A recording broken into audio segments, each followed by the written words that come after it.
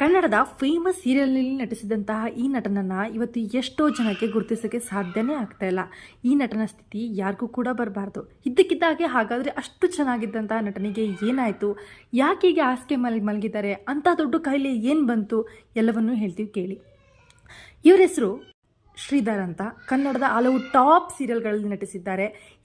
ಈಗಷ್ಟೇ ಅಂದರೆ ಒಂದು ವರ್ಷದ ಹಿಂದೆ ಅಷ್ಟೇ ಮುಕ್ತಾಯ ಕಂಡಂತಹ ಪಾರು ಸೀರಿಯಲ್ ಇರ್ಬೋದು, ಅದರಲ್ಲಿ ತುಂಬ ಮೇಯ್ನ್ ಕ್ಯಾರೆಕ್ಟರ್ನ ಲೀಡ್ ಮಾಡಿದರು. ಇತ್ತೀಚೆಗೆ ಕಲರ್ಸ್ ಕನ್ನಡದಲ್ಲಿ ಬರ್ತಿದ್ದಂತಹ ವಧು ಅನ್ನೋ ಸೀರಿಯಲ್ ಇರ್ಬೋದು, ಆ ಸೀರಿಯಲ್ಲೂ ಕೂಡ ಮೇಯ್ನ್ ರೋಲಲ್ಲಿ ಆ್ಯಕ್ಟ್ ಮಾಡ್ತಾಯಿದ್ರು. ಇತ್ತೀಚೆಗಷ್ಟೇ ಶೂಟಿಂಗ್ ಎಲ್ಲವನ್ನೂ ಕೂಡ ಮುಗಿಸಿದ್ರು.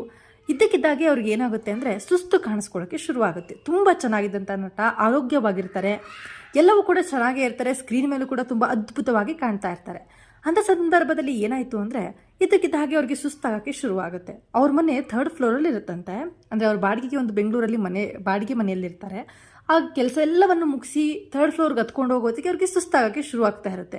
ಯಾಕೋ ಇಷ್ಟೊಂದು ಸುಸ್ತಾಗ್ತಿದೆಯಲ್ಲ ಅಂತ ತಮ್ಮ ಏರಿಯಾದಲ್ಲಿದ್ದಂತಹ ಒಂದು ಫಿಸಿಷಿಯನ್ನ ಕಾಂಟ್ಯಾಕ್ಟ್ ಮಾಡ್ತಾರೆ. ಫಿಸಿಷಿಯನ್ ಹತ್ರ ಹೋದಾಗ ಅವ್ರು ಹೇಳ್ತಾರೆ, ನಿಮ್ಮಲ್ಲಿ ತುಂಬ ವಿಟಮಿನ್ ಕೊರತೆಗಳೆಲ್ಲ ಇದೆ, ನಿಮಗೆ ತುಂಬ ವಿಟಮಿನ್ ಶಾರ್ಟೇಜ್ ಇದೆ. ಅದೇ ವಿಟಮಿನ್ ಡಿ ಇರ್ಬೋದು, ಮತ್ತು ಐರನ್ ಕಂಟೆಂಟ್ ಇರ್ಬೋದು, ಪ್ರೋಟೀನ್ ಇರ್ಬೋದು, ಎಲ್ಲವೂ ಕಂಪ್ಲೀಟಾಗಿ ನಿಮ್ಮ ಬಾಡಿಯಲ್ಲಿ ಡೌನ್ ಆಗಿದೆ. ಹಾಗಾಗಿ ನಿಮಗೆ ಪರ್ಟಿಕ್ಯುಲರ್ ಟ್ರೀಟ್ಮೆಂಟ್ನ ಅಗತ್ಯ ಇದೆ. ಇದನ್ನು ಹೀಗೆ ಬಿಟ್ಟರೆ ತುಂಬ ದೊಡ್ಡದಾಗುತ್ತೆ ಅಂತ ಒಂದು ಮಾತನ್ನು ಹೇಳ್ತಾರಂತೆ.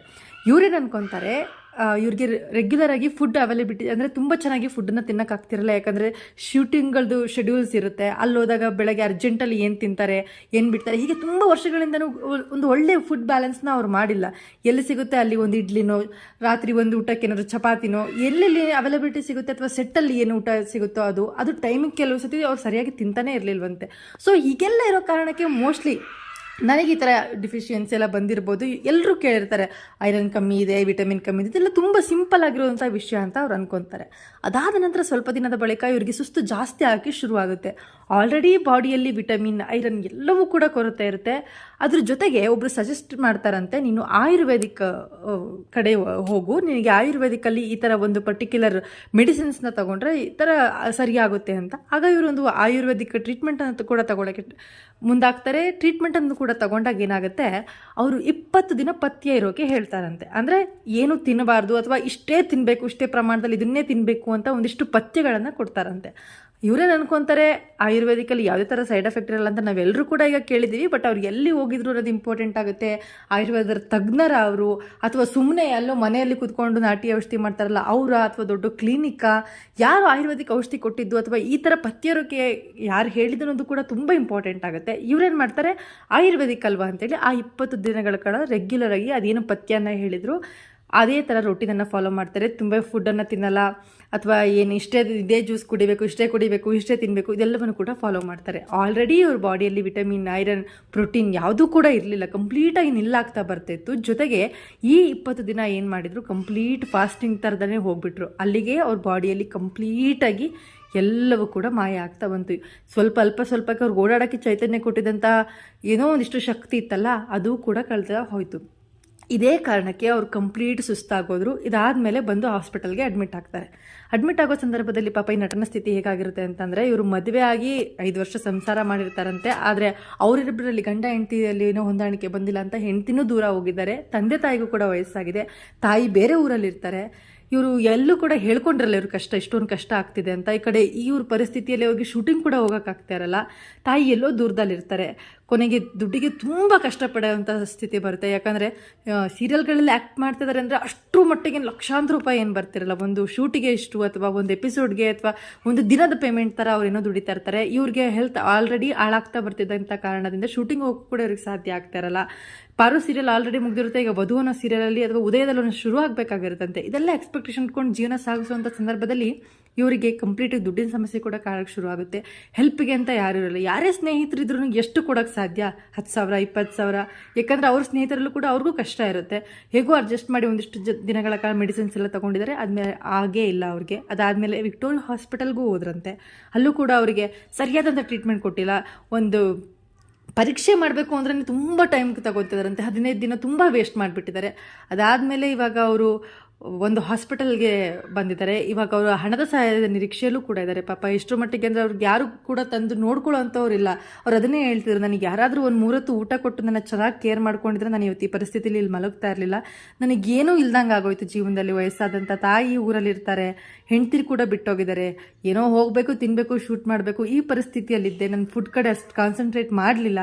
ಹಾಗಾಗಿ ನನ್ನ ಹೆಲ್ತ್ ಇವತ್ತು ಕಂಪ್ಲೀಟಾಗಿ ಹಾಳಾಗಿದೆ ಅಂತ ಅವ್ರನ್ನ ಯಾರೂ ಕೂಡ ಗುರ್ತಿಡಿಯೋಕ್ಕೆ ಸಾಧ್ಯ ಆಗ್ತಿಲ್ಲ. ಅಷ್ಟರ ಮಟ್ಟಿಗೆ ಅವ್ರ ಬಾಡಿ ಎಲ್ಲವೂ ಕೂಡ ವೀಕ್ ಆಗೋಗಿದೆ. ಡಾಕ್ಟರ್ ಇನ್ನೂ ಕೂಡ ಮೆಡಿಸಿನ್ಸ್ ಆಗಬೇಕು, ಮೆಡಿಸಿನ್ಸಲ್ಲೇ ಇವ್ರನ್ನ ಇಟ್ಟಿರಬೇಕು ಇನ್ನೊಂದು 20 ಡೇಸ್ ಅಂತ ಕೂಡ ಹೇಳಿದ್ದಾರೆ. ಈಗಾಗಲೇ ನೀವು ತುಂಬ ಕಡೆ ಸೋಷಿಯಲ್ ಮೀಡಿಯಾಗಳಲ್ಲಿ ನೋಡಿದರೆ ಹೀಗಿದೆ ಅಂತ ನಟ ಹೀಗಾಗೋಗ್ಬಿಟ್ಟಿದ್ದಾರೆ ಅಂತ. ಇದೆಲ್ಲದಕ್ಕೂ ಕಾರಣ ಅವರು ಅವರ ಆರೋಗ್ಯವನ್ನು ನೆಗ್ಲೆಕ್ಟ್ ಮಾಡಿದ್ದು. ಏನೋ ತಿಂದರೆ ಸಾಕು, ಏನೋ ಇವತ್ತು ಇಡ್ಲಿ ತಿಂದರೆ ಸಾಕು, ಒಂದು ವಾರನೂ ಇಡ್ಲಿ ತಿನ್ಬೇಡ ಬೆಳಗ್ಗೆ ಹೊತ್ತು, ಅದೆಲ್ಲವನ್ನು ಕೂಡ ಈ ಬೆಂಗಳೂರಲ್ಲಿ ಕೆಲಸಕ್ಕೆ ಹೋಗುವಂಥವ್ರು, ಬರೀ ಆ್ಯಕ್ಟ್ರೆಸ್ಗಳು ಅಥವಾ ಇವರು ಈ ರೋಲ್ ಮಾಡೋರು ಅಂತಲ್ಲ, ತುಂಬ ಜನ ಬೆಂಗಳೂರಲ್ಲಿ ಕೆಲಸ ಮಾಡುವಂಥವ್ರು, ಆಫೀಸ್ಗೆ ಅಡಿಕ್ಟ್ ಆಗಿರುವಂಥದ್ದು.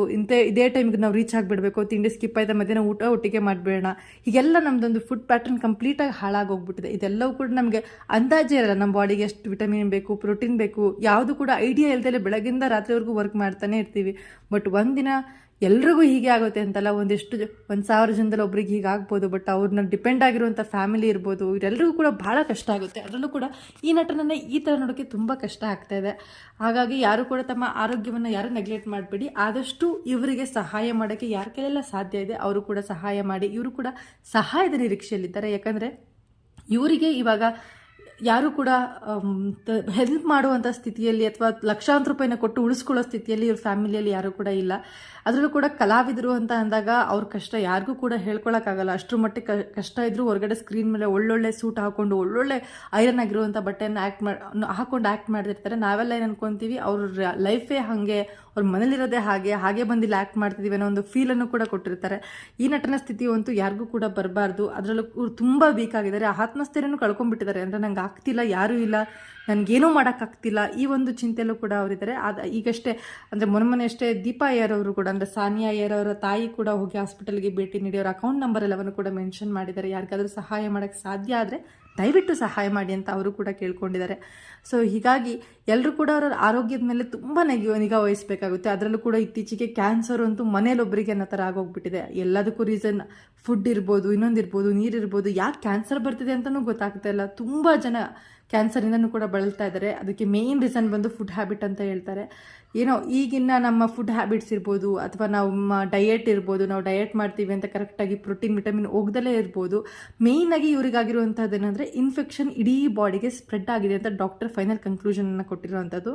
ಅಂದರೆ ಅವರಿಗೆ ಒಂದು ಇನ್ಫೆಕ್ಷನ್ ಏನಿತ್ತು, ಆ ಇನ್ಫೆಕ್ಷನ್ ಇವರಲ್ಲಿ ಬಾಡಿಯಲ್ಲಿ ಐರನ್ ವಿಟಮಿನ್ ಏನೂ ಇಲ್ದಿರುವಂತಹ ಕಾರಣಕ್ಕಾಗಿ ಅದೆಲ್ಲ ಕಡೆಗೆ ಇವಾಗ ಬಾಡಿಗೆಲ್ಲ ಫುಲ್ ಇನ್ಫೆಕ್ಷನ್ ಸ್ಪ್ರೆಡ್ ಆಗಿದೆ. ಆ ಇನ್ಫೆಕ್ಷನನ್ನು ತೆಗಿಬೇಕು. ಅದಾದಮೇಲೆ ಇವರು ಮತ್ತೆ ಅವ್ರ ಬಾಡಿಯಲ್ಲಿ ಪ್ರೋಟೀನ್ ವಿಟಮಿನ್ ಐರನ್ ಏನೇನೆಲ್ಲ ಬೇಕು ಅವ್ರ ಬಾಡಿಗೆ ಇವಾಗ ಅದೆಲ್ಲವನ್ನು ಮತ್ತೆ ಅವ್ರಿಗೆ ಫಿಲ್ ಮಾಡಬೇಕು. ಅದಾದಮೇಲೆ ಅವ್ರನ್ನ ಡಿಸ್ಚಾರ್ಜ್ ಮಾಡ್ತಾರೆ. ಅದಾದಮೇಲೆ ಇದೆಲ್ಲ ಪ್ರೊಸೆಸ್ ಮುಗಿದ್ಮೇಲೆ ಅವ್ರಿಗೆ ಮನೆಗೆ ಕಳಿಸ್ತಾರೆ. ಅಲ್ಲಿಂದ ಅವ್ರು ಮತ್ತೆ ಅವರ ಹೆಲ್ತನ್ನು ಅವ್ರು ನೋಡ್ಕೊಬೇಕಾಗತ್ತೆ. ಹೀಗಾಗಿ ಕೇಳ್ತಾ ಇರೋದೇನಂತಂದರೆ, ಯಾರಿಗೆಲ್ಲ ಹಣ ಸಹಾಯನ ಅವ್ರಿಗೆ ಮಾಡೋಕ್ಕಾಗತ್ತೆ ದಯವಿಟ್ಟು ಅವ್ರಿಗೆ ಸಹಾಯನ ಮಾಡಿ ಅಂತ.